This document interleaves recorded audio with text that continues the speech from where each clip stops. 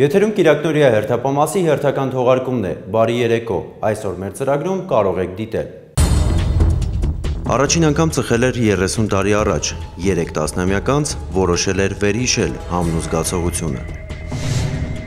2009 թվականի հունիսի 28-ին Անհայտ Մակնիշի ու Պետհամարանիշի ավտոմեքենայի վարորդը վրայի երթի էր ենթարկել մի անչափահասի և դեպքի վայրից դիմել փախուստի։ Խաբեությամբ գումար էին վերցրել Աղավնաձորի 4 բնակչից ընդհանուր 54,000 դրամ, խոստանալով 30 օրվա ընթացքում նրանց տրամադրել 2,700,000 դրամ, սակայն ինչպես ասում են, շաբաթն ուրբաթից շուտ եկավ։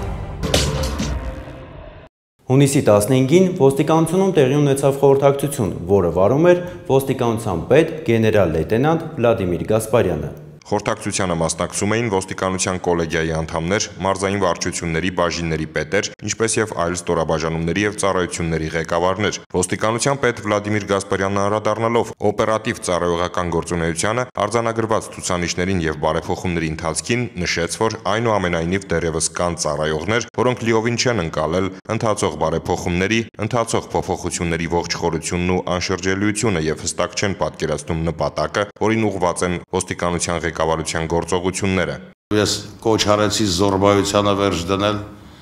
փոքրիկ ու մեծ զորբաներ մենք ունենք տարածքներում։ Ես առաջարկեցի եւ կարգադրեցի վեր կուսակցական մոտեցումների մասին, այնուամենայնիվ ես աշխատակիցներ եմ տեսնում, որ իրենց ապահովագրում են հանկարծ այս կամ այն կուսակցության, այս կամ այն բիզնեսմենի, հանկարծ չնեղացնեք։ Դա վիրավորում է ինձ եւ վիրավորում է ոստիկանությանը։ Նորից եմ ասում, մենք ապակուսակցականացված ենք։ Մենք գնում ենք ոչ թե անձանց, այլ երևույթների հետևից։ Եթե ես ասում եմ, որ ոստիկանությունը մենք վերադարձնում ենք ոստիկաններին եւ գլխավոր սկզբունքը կայանում է նրանում, որ ոստիկանությունում լինեն ոստիկանների տեսակի մարդիկ, այլ ոչ թե շողոքորթող կամ ագահությանը վազող մարդիկ, ցավով նշում եմ, որ ոչ բոլոր տեղեր են հասել դա։ Շատ հրաշալի ձևով ընդունում եք խրախուսանքները, կոչումները, նշանակումները, շատ լավ ընդունում եք, բայց տակա ոչինչ չկա։ Գնում եք ձեր նախաձեռնում մի քանի օր տրամադրվածություններ, հետո անցնում եք քյոխվայությանը։ Վլադիմիր Գասպարյանը կրկին շեշտեց յուրաքանչյուր ոստիկանի ներքին բարեփոխման, ոստիկանության գործունեության հիմքում բարոյականության, պատվի, արժանապատվության արժեքները դնելու անհրաժեշտությունը, գլխավոր ցուցիչ ունենալով ազնիվ անկաշառու պրոֆեսիոնալ աշխատանքը։ Ես ասել եմ, լավագույն գնահատականը եւ առաջխաղացման եւ հանգիստ քնելու եւ բարեպաշտ լինելու եւ իմ կողմից հարգված լինելու դա աշխատանքն է։ Ասել եմ, աշխատեք ձեր կոլեկտիվների հետ, դարձնեք գրագետ, անխոցելիության միակ տարբերակը գրագետ լինելն է, տիրապետելն է մասնագիտությանը, միտեղ առավոտից իրիկուն, մոմի պես կվարվեն, կլուսավորեն, այն միշտ տեղը առավոտից իրիկուն կզբաղվեն սրիկայությունով։ Խոսելով ոստիկանության աշխատանքում տեղ գտած թերությունների մասին, Վլադիմիր Գասպարյանը նշեց, որ դեռևս գոհացուցիչ չէ կատարողական կարգապահության մակարդակը, մասնավորապես չնայած համապատասխան ցուցումներին ու հանձնարարություններին ու հանձնարարականներին, դեռ արձանագրվում են հատկապես գյուղմթերքներ տեղափոխող ավտոմեքենաներն անհիմն ու անհարկի կանգնեցնելու դեպքեր, միշտ չէ, որ պատշաճ վերաբերմունք է ցուցաբերվում ապօրինի ծառահատումներին։ Ես պետք է բացատրեմ, որ անտառները թալանեցին, որ թալանում են եւ հովանավորում են մեր գործընկերները։ Մի անտեր գյուղացու կբռնեն ու կկանգնացնեն, կաշին կքերթեն, բնամթերքով է կաշառքը կառնեն։ Ոստիկանության պետը ճանապարհային ոստիկանության ղեկավարությանը մեկ անգամ եւս հրահանգեց առավելագույնս պահանջկոտ լինել անցածկոց թափքերով բեռնափոխադրումներ իրականացնող բեռնատարների երհզոր ազդանշանային սարքերով, վերասարքավորված խլացուցիչներով մեքենաների վարորդների եւ ընդհանրապես ճանապարհային երթևեկության կանոնները խախտողների նկատմամբ, քանի որ տվյալ դեպքում խոսքը վերաբերում է մեր քաղաքացիների կյանքին ու առողջությանը։ Կատարողական կարգապահությունը, ֆունկցիոնալ պարտականությունները կատարելն է, իմ ցուցումները կատարելն է։ Քանի դեռ ես տեսնում եմ ձեր անձնակազմում բռի ոստիկան, քանի ձեր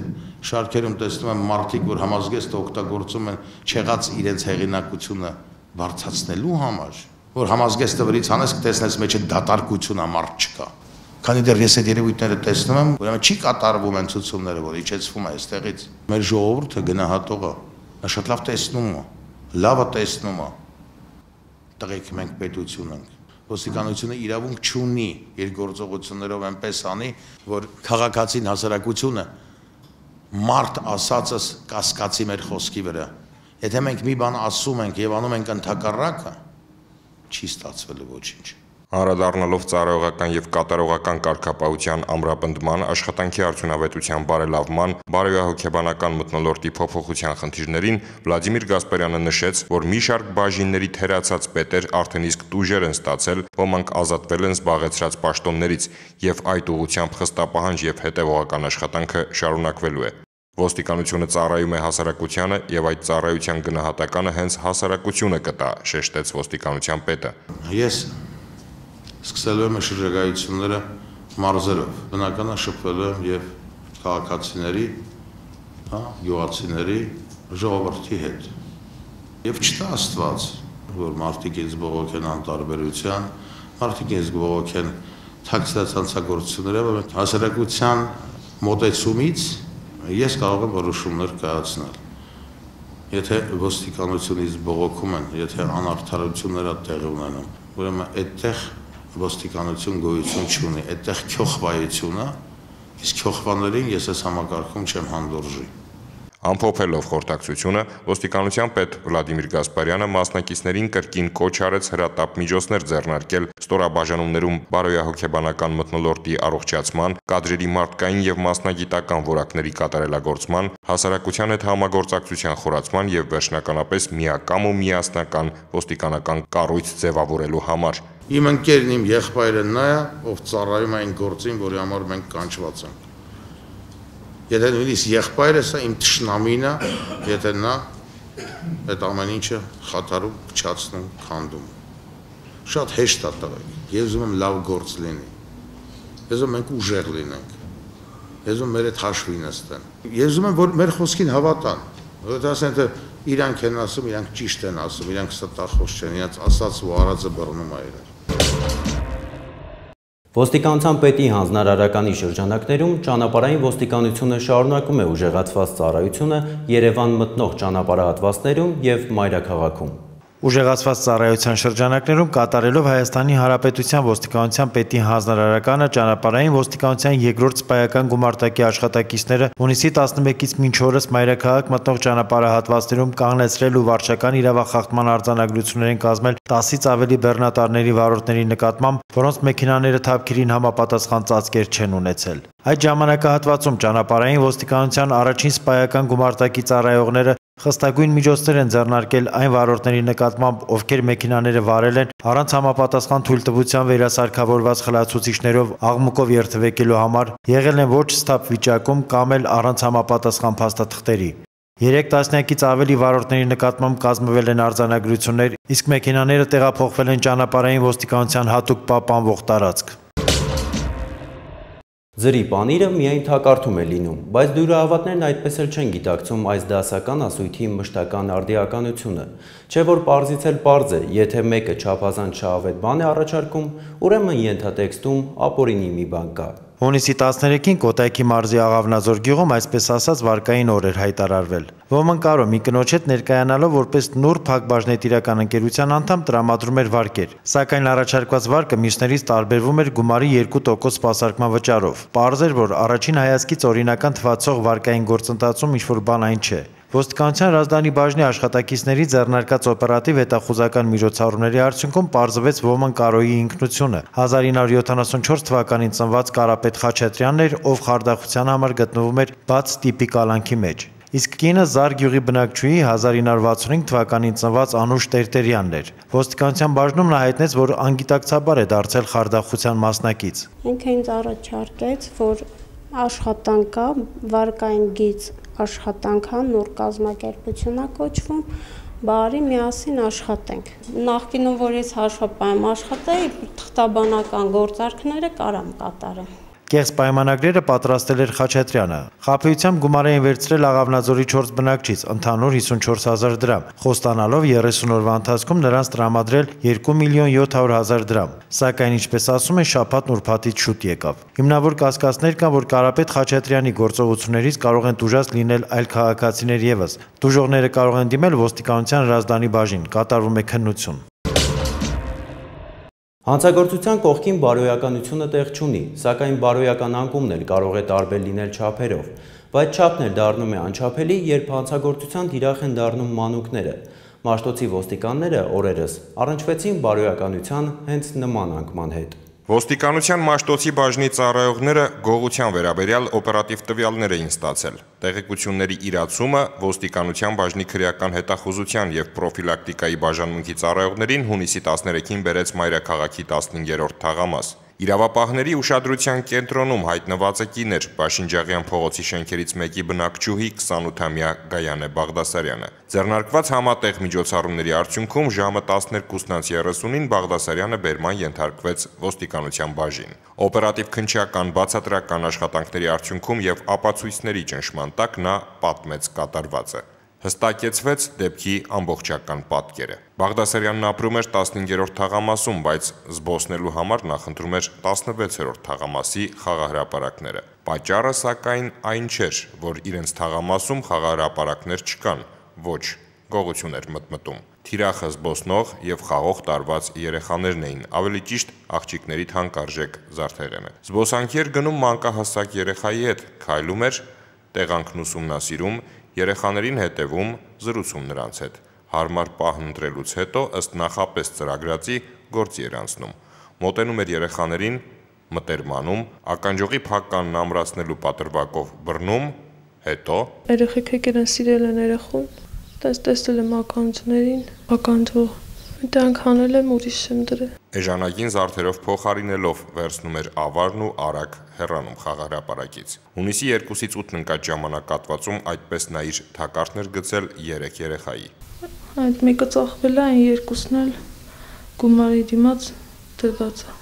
Փաստի առթիվ քրեական օրենսգրքի 177 հոդվածի առաջին մասով նախապատրաստվել են նյութեր։ Քննությունը վարում է ոստիկանության Մաշտոցի քննչական բաժինը։ Ձեռնարկվում են միջոցառումներ գողոնը հայտնաբերելու ուղղությամբ։ Գայանե Բաղդասարյանը ստորագրությամբ բաց է թողնվել։ Երեխաներն իհարկե մշտապես ոստիկանության ուշադրության կենտրոնում են ու նրանց անվտանգության ապահովման ուղղությամբ թե բացատրական, թե կանխարգելիչ աշխատանքներ են տարվում, բայց ծնողներն էլ չպետք է մոռանան իրենց պարտականությունները։ Կրկին կոչ ենք անում ուշադիր եղեք երեխաների հանդեպ, զրուցեք նրանց հետ, զգուշացրեք, որ հեռու մնան օտարներից, հատկապես այժմ, երբ ամառային արձակուրդներ են եւ երեխաներն օրվա մեծ մասն անցկացնում են դրսում, բակերում եւ խաղահրապարակներում, հատկապես ամենափոքրիկները, որոնք ոչ մի վայրկյան առանց հսկողության չպիտի մնան։ Եղեք հոգատար եւ ուշադիր ու երեխաները կունենան պաշտպանված մանկություն։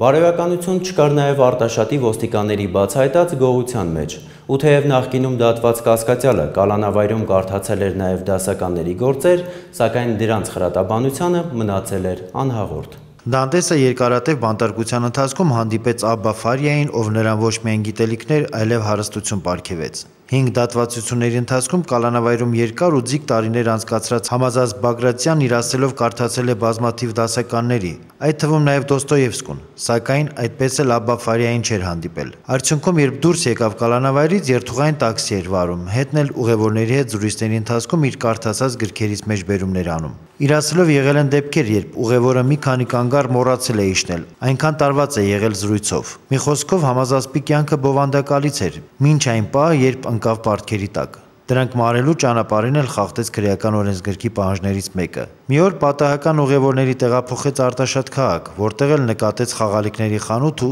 որոշեց գողություն անել։ Մարտի լույս 25-ի գիշերն էր, երբ 2 հատ բենզինային եւ 1 մարդկոցային շարժիչով մոտոցիկլետ, ինչպես եւ 6 հատ տարբեր չափերի հեծանիվ գողացավ։ Դրանցից 3-ը տվեց պարտքի դիմաց, մի քանիսն էլ վաճառեց։ Ու մինչ մտածում էր հետագա անելիքների մասին, ոստիկանության քրեական հետախուզության գլխավոր Արարատի մարզային վարչությունների եւ Արտաշատի բաժնի քրեական հետախույզները անցան գործի։ Ձեռնարկվեցին մի շարք օպերատիվ հետախուզական միջոցառումներ,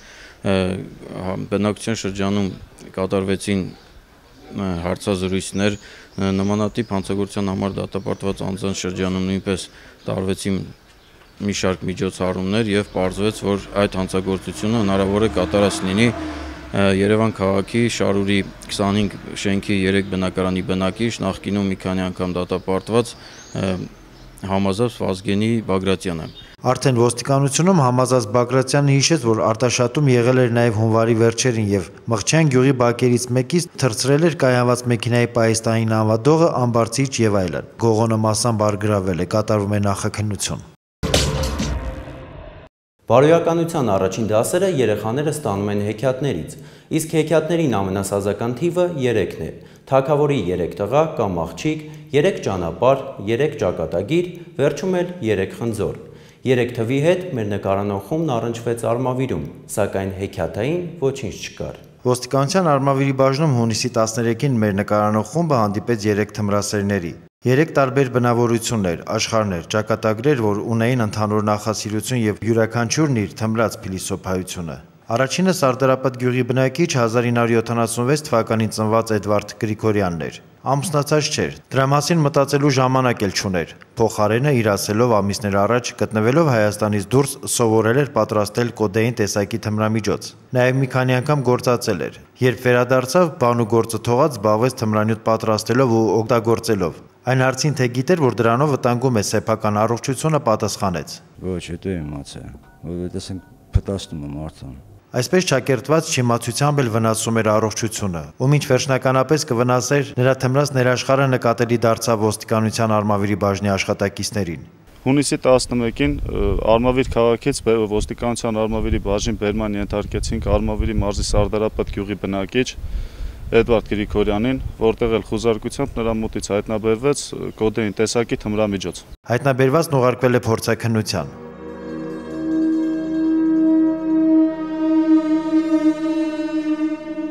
Հաջորդը Գյումրի քաղաքի բնակիչ նախկինում բազմիցս դատված Սերոբ Մելոյանն էր, ով հունիսի 11-ին Արմավիրի մարզ էր եկել հարազատներին տեսակցելու։ Հարազատներին այցելելը բնական էր, քանի որ շաբաթներ առաջ էր դուրս եկել կալանավայրից։ Եվ ահա նրանցից կարոտն առնելով պատրաստվում էր վերադառնալ Գյումրի, երբ կայարանամերձ տարածքում մոտեցան ոստիկանության Արմավիրի բաժնի աշխատակիցները։ Հունիսի 12-ին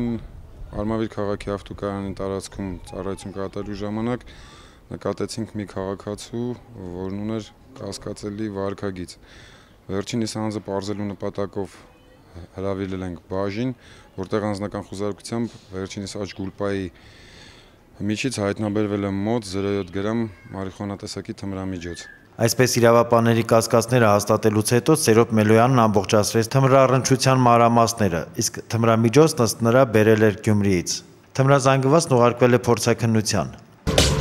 Ոստիկանության Արմավիրի բաժնում դեռևս չէին ավարտվել նկարանումները, երբ տեղեկացանք, որ իրավապանները ձեռնարկած հերթական միջոցառումների արդյունքում Շենավան գյուղից բերման են ենթարկել նախկինում դատված Գագիկ Խաչատրյանին։ Նա բակում աճած կանեփի թփերը հասունացրել էր, չորացրել, մանրացրել ու թմրազանգված էր պատրաստել։ Հունիսի 13-ին իրացնելով օպերատիվ տվյալները Արմավիրի մարզի Շենավան գյուղի բնակիչ Գագիկ Խաչատրյանի տան բակում գտնվող շահագործվող ԳԱԶ-21 մակնիշի մեքենայի բեռնախցից զննությամբ հայտնաբերվել է մոտ 160 գրամ կանեփ տեսակի բույսից պատրաստված թմրամիջոց։ Ըստ Գագիկ Խաչատրյանի պահում էր իր օգտագործման համար։ Ասում էր, որ առաջին անգամ ծխել էր 30 տարի առաջ։ 3 տասնամյակ անց որոշել էր վերհիշել համն ու զգացողությունը։ Վերհուշի ճանապարհին էլ հայտնվեց ոստիկանության Արմավիրի բաժնում։ Կատարում է նախաքննություն։ Նախկինում կատարված հանցագործությունների բացահայտումը շարունակում է մնալ ոստիկանների ուշադրության կենտրոնում։ Կոնկրետ ներկայացվելիք դեպքում ոմանք կարող են ասել, վրա երթը ինչ հանցագործություն։ Բարոյականության տեսանկյունից կարելի էր նաև համաձայնել։ Այո, բայց եթե վրաերթ կատարողը պահպաներ բարոյականության կանոնները, տուժածին անօգնական թողնելով դեպքի վայրից չդիմեր փախուստի,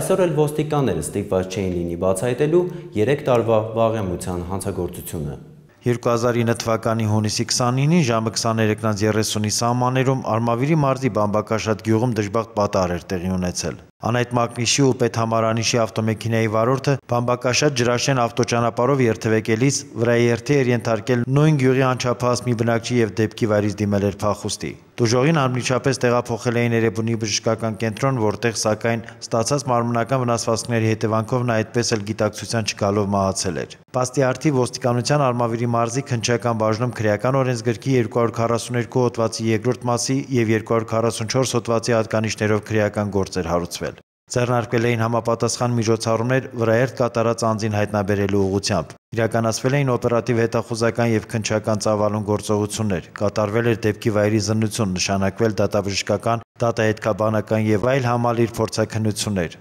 Դեպքն ի վերջո բացահայտվեց գրեթե 3 տարի անց։ Ձեռնարկված ծավալուն օպերատիվ հետախուզական միջոցառումների արդյունքում Բամբակաշատ գյուղում տեղի ունեցած վրաերթի վերաբերյալ ստացված օպերատիվ տեղեկությունների հիման վրա հունիսի 13-ին բերման ենթարկեցինք նույն գյուղի բնակիչ Իգոր Հարությունյանին։ Օպերատիվ քննչական բացատրական աշխատանքների արդյունքում եւ ապացույցների ճնշման տակ Հարությունյանը մանրամասն պատմեց կատարվածը։ Հիշյալ օրը գիշերն իր գազ 24 ավտոմեքենայով շուկայից գյուղ էր վերադառնում։ Հասել է գյուղ 200 մետր էր մնում էր խաչմերուկին։ Դե մի մեքենան գալով վստրեչը դալնի տվեց։ Դեմից դիմացել մեքենա ես չէի նկատել։ Մինչև դալնի տվածը անցավ, դեմինն էլ անցավ, արդեն երեխեն իմ մեքենայի դեմ էր, էլ տորմուս տալն էլ չօգնեց։ Թողել եմ, չեմ կարացի իշտեմ օգնություն ցույց տամ, որովհետև գյուղի երեխա էր, ասի կարողա չաբրի իմ ընտանիքին էլ վնաստան, այդտենց թողի հեռացել են։ Դեպքից կարճ ժամանակ անց Հարությունյանը նոր գազ 24 մեքենա էր գնել, իսկ նախկինը, որով վրաերթի էր ենթարկել համագյուղացուն, արագ մասնատել էր եւ վաճառել։ Իգոր Հարությունյանը ձերբակալված է, կատարվում է նախաքննություն։ Փոփոխություններ են կատարվել զենքի շրջանառության կարգը խախտելու համար նախատեսված հոդվածներում։ Ներկայացնենք այդ փոփոխությունները։ 2012 թվականի փետրվարի 7-ին վարչական իրավախախտումների վերաբերյալ Հայաստանի Հանրապետության օրենսգրքում կատարվել են փոփոխություններ։ Փոփոխությունները տարածվել են նաև զենքի շրջանառությունը կանոնակարգող հոդվածների վրա։ Մասնավորապես վարչական օրենսգրքի 167-րդ հոդվածի համաձայն որակապող որսորդական հրաձենի վաճառքի կարգը խախտելը առաջացնում է տուգանքի նշանակում նվազագույն աշտավարձի 30-պատիկի չափը սահմանվում է 30,000 դրամ։ 173 հոդվածը վարչական օրենսգրքի սահմանում է հրաձենից կրակելը բնակավայրերում եւ դրա համար նախատեսված վայրերում։ Տվյալ հոդվածի սանկցիան աճել է մինչև 30-պատիկի չափով զենքի ռազմաճարքի բռնագրավմամբ կամ առանց դրա։ Հաջորդ հոդվածը, որը նույնպես կապված է զենքի շրջանառության հետ, դա 197-րդ հոդվածն է վարչական օրենսգրքի։ 30,000 դրամ տուգանք են նախատեսում այն քաղաքացիների համար, որոնք խախտեն զենքի ձեռքբերման, պահելու, ուրիշին տալու սահմանված կարգը։ Վարչական օրենսգրքի 191-րդ հոդվածը սահմանում է հրաձենը եւ ռազմամթերքը պահելու, կրելու կամ փոխադրելու կանոնները։ Կանոնները խախտելու համար նախատեսվում է 20-պատիկի չափով։ Վարչական օրենսգրքի 193-րդ հոդվածը հրաձենի գրանցման, վերագրանցման ժամկետների կամ հաշվառման վերցնելու կարգը խախտելն է։ Եթե քաղաքացին ժամկետը լրանալուց 3 ամիս առաջ չի ներկայացնում զենքը վերագրանցման, ապա վարչական օրենսգրքի 197-րդ հոդվածը նախատեսում է տուգանք նվազագույն աշտավարձի 20-պատիկի չափով։ Հարգելի քաղաքացիներ, հարգելի որսորդներ, ոստիկանությունը հորդորում եւ խնդրում է ձեզ պահպանել զենքի շրջանառության հետ կապված կանոնները, օրենսդրությանը համապատասխան եւ սահմանված ժամկետներում կատարել բոլոր տեսակի վճարումները զենքի գրանցման, վերագրանցման եւ հաշվառման հետ կապված։ Հունիսի 14-ին ժողովրդական արվեստի թանգարանում բացվեց ոստիկանության պաշտոնաթող փոխգնդապետ Հայկ Գալստյանի գեղանկարների ցուցահանդեսը։ Հայաստան աշխարհ խորագրով ցուցահանդեսի գլխավոր թեման մեր կորցրած հայրենիքն է՝ Վան, Սասուն, Էրզրում, Մուշ։ Միշտ երազել եմ լինել մեր պատմական հայրենիքում ու 1 տարի առաջ վերջապես իրականացավ երազանքս, ասում է Հայկ Գալստյանը։ Արևմտյան Հայաստանում շրջագայությունից տպավորված վերադարձավ, վերցրեց վրձինն ու կարոտը, ցավը, հուզմունքը դարձան գեղանկար։ Վրձնահարվածներից հառնեց մեր պատմական հիշողությունը։ Ցուցահանդեսի այցելուները տպավորված են, ոստիկան եւ արվեստի աշխարհ։ Թվում է տարբեր բևեռներ են, բայց ոստիկանները հաճախ խախտում են այդ սահմանը, զարմացնելով գրականության ու երաժշտության իմացությամբ, իրենց քանդակներով ու կտավներով։ Գեղեցիկի ընկալումը, եթե մարդու հոգու մեջ է, այն մի օր պորտկալու է, ասում է ոստիկանության պետի խորհրդական վետերանների խորհրդի նախագահ Գրիգոր Աբովյանը։ Արվեստը հոգում ունեցող մարդը չի կարող վատը լինել, իսկ լավ ոստիկանը նախ լավ մարդ պիտի լինի։ Հայկ Գալստյանը արվեստը հոգում ունեցող լավ ոստիկան է։ Իսկ ոստիկան նկարչի ընկերները փաստում են, Հայկ Գալստյանը արվեստասեր ու արվեստագետ մարդ է, ոչ միայն նկարում է, այլև նվագում է, բանաստեղծություններ գրում։ Վկան ցուցասրահի պատերին ծվարած գեղեցիկի աշխարհը, որտեղ գլխավոր հերոսը մարդն է, հայրենի բնաշխարհը, մեր կարոտի հայրենիքը օծված լույսով։ Մեր հաղորդումը մոտեցավ ավարտին, կհանդիպենք հաջորդ կիրակի, ցտեսություն։